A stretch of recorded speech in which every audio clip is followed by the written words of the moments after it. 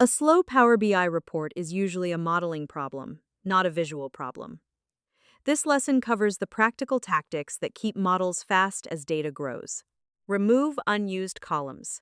Every column costs memory, even if no visual uses it. In Power Query, right-click Remove any column you don't need. Common offenders: goods, free text notes, audit columns, raw source IDs. Reduce cardinality. Cardinality is the number of distinct values in a column. High cardinality columns, timestamps to the millisecond, full email addresses take the most space. Where possible, split a datetime into date plus time of day. Round numeric values to the precision the business actually uses. Use integer keys. Joining tables on integer keys is much faster than joining on long text strings. If your source uses text codes, consider mapping them to numeric surrogate keys in Power Query. Aggregate where you can.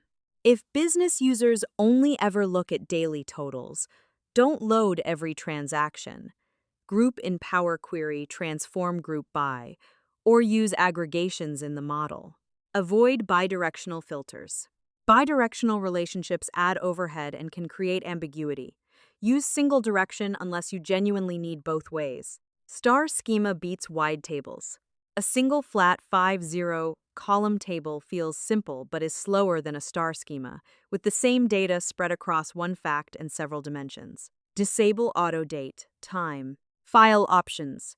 Current file data load uncheck auto date time. This setting silently creates a hidden date table for every date column major waste in large models. Try this. Optimize a large dataset model. Open a PBIX you've built before. In Model View, identify and hide technical key columns.